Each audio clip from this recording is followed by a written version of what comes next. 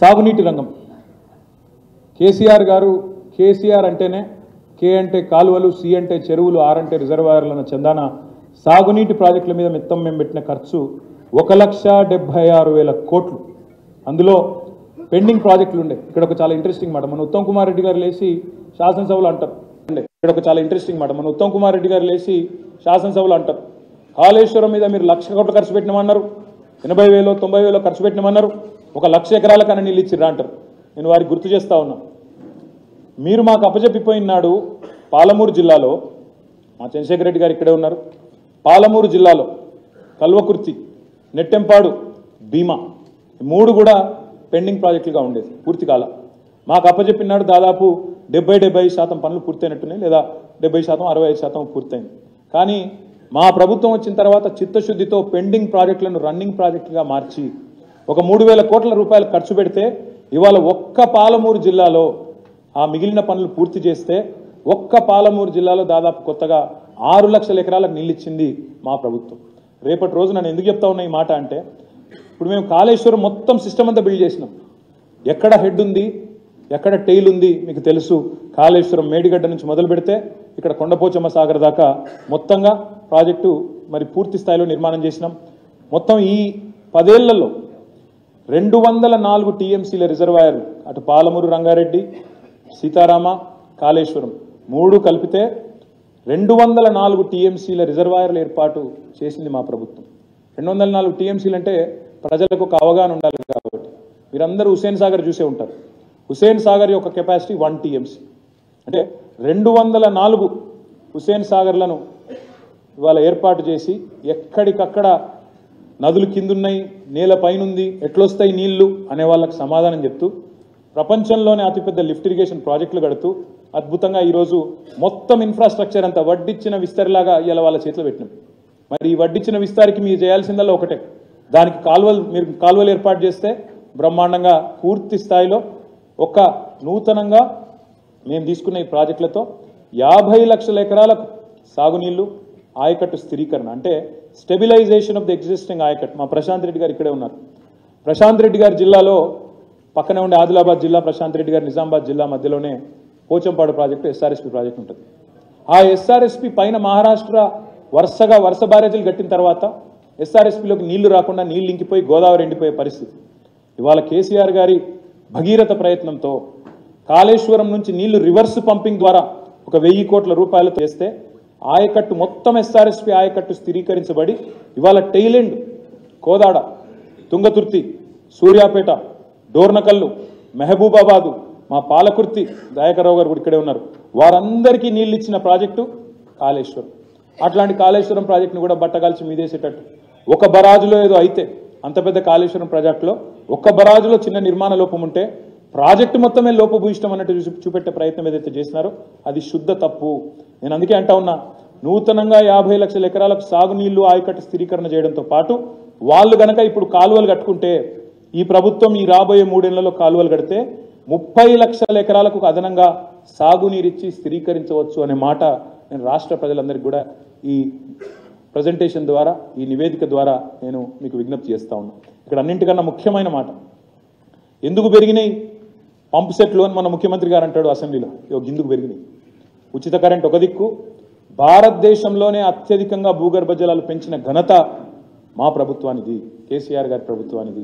Machine Kakatiya కావచ్చు, అద్భుతంగా అటవీ సంపద పెంచడం కావచ్చు, వర్షపాతం మంచిగా అపారంగా రావడం కావచ్చు, దానివల్ల భారతదేశంలోనే అత్యధికంగా భూగర్భ జలాలు 6 మీటర్లు పెరిగినాయి. ఇంకోవైపు 24 గంటల కరెంట్ ఉంది.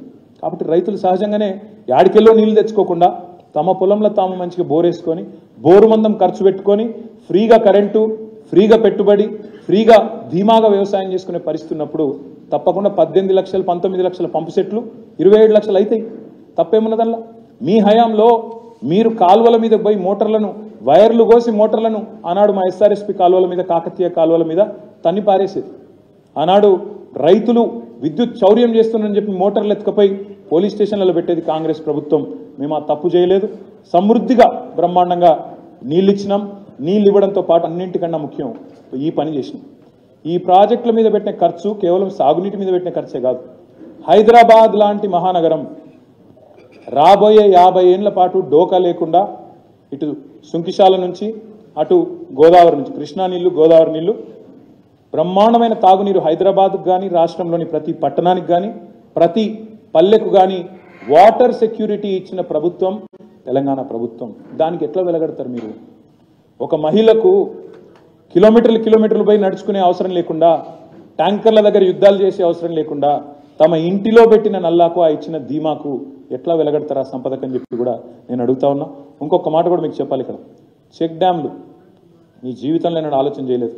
మాంజీరా మీద ఒక చెక్ డ్యామ్ కట్టలే, మానేరు మీద ఒక చెక్ డ్యామ్ కట్టలే, మూలవాగు మీద ఒక చెక్ డ్యామ్ కట్టలే, మా మహబూబ్ నగర్ జిల్లాలో ఉండే వాగుల మీద ఎన్నడూ ఒక చెక్ డ్యామ్ కట్టలే. మా ప్రభుత్వం వచ్చిన తర్వాత 4,000 కోట్ల రూపాయలతో చెక్ డ్యామ్ల నిర్మాణానికి కూడా శ్రీకారం చుట్టినాం. ఒక్క సాగునీటి మీద పెట్టిన ఖర్చు ఇది. అది సాగునీటి ద్వారా సృష్టించిన సంపద, రైతుల స్వేదంతో పండించిన పంటలు, ఆ పంటల నుంచి వచ్చిన సంపద, దానికి ఎట్లా వెలగడతారో నేను అడుగుతున్నాను. దయచేసి ఆలోచించాలని చెప్పి కూడా రాష్ట్ర ప్రజలను నేను కోరుతా ఉన్నాను. ప్రపంచంలోనే అతి పెద్ద లిఫ్ట్ ఇరిగేషన్ ప్రాజెక్ట్ కాళేశ్వరం. మీరు ఎన్ని బదనాములు చేసే ప్రయత్నం చేసినా, ఎన్ని రకాలుగా బట్టగాల్చి మీద చేసిన ప్రయత్నం చేసినా వాస్తవాలు వాస్తవంగానే ఉంటాయి. You are going to enjoy the benefits of Kaleshwaram. మీరు కూడా దాన్ని దాచేయలేరు. 4.5 సంవత్సరాల రికార్డు సమయంలో పూర్తి చేసినాం. ఒక్క బరాజులో ఎక్కడో ఒక్క దగ్గర చిన్న నిర్మాణ లోపం ఉంటే సరిచేయండి. శిక్ష మీరు అన్నారు కదా, జడ్జిలతో విచారణ చేస్తాం, జ్యుడిషియల్ ఎంక్వైరీ చేస్తాం, బరాబర్ చేసుకోండి. తప్పు జరిగితే ఏ ఎంక్వైరీకైనా మేము సిద్ధం, దానిలో ఏం ఇబ్బంది లేదు, తప్పకుండా చేయండి. కానీ రాష్ట్ర ప్రజలు ప్రపంచంలోనే అతిపెద్ద లిఫ్ట్ ఇరిగేషన్ ప్రాజెక్టును నిందించే పరిస్థితి, ప్రపంచమంతా నిందించే పరిస్థితి దయచేసి తీసుకురాకండి. మా మీద రాజకీయ కక్ష ఉంటే తీర్చుకోండి, మమ్మల్ని తిట్టండి, కానీ రాష్ట్ర సంపదను, జాతి సంపదను దయచేసి అవమానించవద్దు అని చెప్పి రాష్ట్ర ప్రభుత్వాన్ని నేను విజ్ఞప్తి చేస్తా ఉన్నాను. కరువు పీడిత ప్రాంతం, భారతదేశంలోనే వలసల జిల్లాగా పేరుపడ్డ జిల్లా పాలమూరు జిల్లా, పక్కనే ఉన్నది రంగారెడ్డి జిల్లా. నీటి సోర్స్ లేదు. ఇవాళ పాలమూరు రంగారెడ్డి జిల్లాలో ఇంత పెద్ద ప్రాజెక్టు 26,738 కోట్ల రూపాయలతో 1-2 కాదు, మహబూబ్ నగర్, నారాయణపేట, రంగారెడ్డి, వికారాబాద్, నాగర్ కర్నూలు, నల్లగొండ జిల్లాలు, అన్ని జిల్లాల్లో దాదాపు 12.5 లక్షల ఎకరాలకు సాగునీరు, అదేవిధంగా 1,226 గ్రామాలకు తాగునీరు, వాటితో పాటు హైదరాబాద్ జంట నగరాలకు 50 ఏళ్ల నీటి భరోసాను, మధ్యలో వచ్చే పరిశ్రమలకు పూర్తి స్థాయి నీరందించే ఒక బృహత్తరమైన ప్రాజెక్టు పాలమూరు. దాన్ని మేము ప్రారంభించినాం. మొదటి పంపు మా ముఖ్యమంత్రి గారు కొల్లాపూర్ పోయి మరీ ప్రారంభించినారు. నేను ఈ ప్రభుత్వాన్ని విజ్ఞప్తి చేస్తా ఉన్నాం, కంప్లీట్ చేయండి.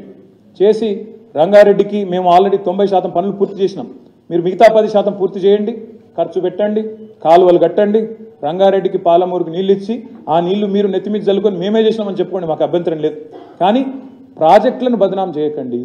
పెట్టిన శ్రమను, చిందించిన చెమటను దాన్ని చిన్నగా చేసి చూపకండి అని చెప్పి ఈ ప్రభుత్వానికి నేను విజ్ఞప్తి చేస్తా ఉన్నాను.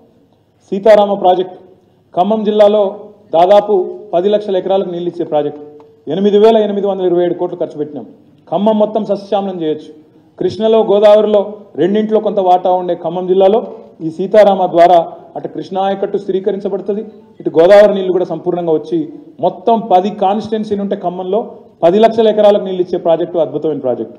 చెక్ డ్యాంల గురించి ఇప్పుడే నేను మీకు చెప్పాను.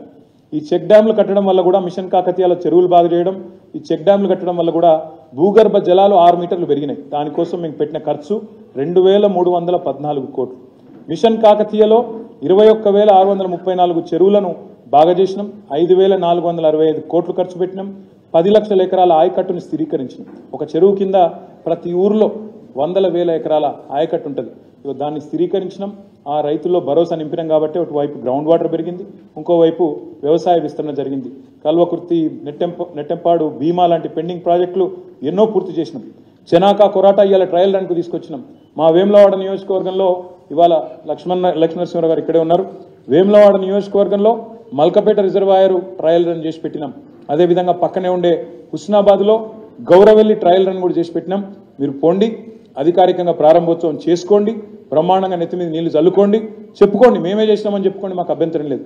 కానీ ఈ ప్రాజెక్టులను, ఈ సాగునీటి వనరులను దయచేసి నిందించవద్దు అని చెప్పి ఈ ప్రభుత్వానికి నేను విజ్ఞప్తి చేస్తా ఉన్నాను. తాగునీరు, మీరు రాకముందు తాగునీరే లేదా, మీరు రాకముందు నీళ్లే లేవా అని మన కించపరుస్తూ, హేళన చేస్తూ మాట్లాడినారు. నేను వారికి ఒకటే విజ్ఞప్తి చేస్తా ఉన్నా, మీరున్నప్పుడు కూడా కొన్ని తాగునీటి వనరులు సృష్టించినారు, మేము సృష్టించలేదు అనలేదు. కానీ మీరున్నప్పుడే కదా ఫ్లోరోసిస్ వచ్చింది. గ్రామీణ నీటి సరఫరా మంత్రి నల్లగొండ నుంచే ఉంటాడు. ఫ్లోరోసిస్ కూడా నల్లగొండలో 1,00,000 మందిని ఇబ్బంది పెట్టిన మాట వాస్తవం కాదా? వాస్తవాలను ఎందుకు దాచే ప్రయత్నం చేస్తారు? ఈ మిషన్ భగీరథ అనే ప్రాజెక్టును నీతి ఆయోగ్ మెచ్చుకున్న మాట వాస్తవం కాదా? కేంద్ర ప్రభుత్వం జల్ జీవన్ మిషన్ కి స్ఫూర్తి మిషన్ భగీరథ వాస్తవం కాదా? అట్లాంటి ప్రాజెక్టు కూడా పనిచేయడం లేదు, నిరర్ధకమైన అప్పు, నిరర్ధకమైన ఖర్చు అని మాట్లాడడం భావ్యమేనా?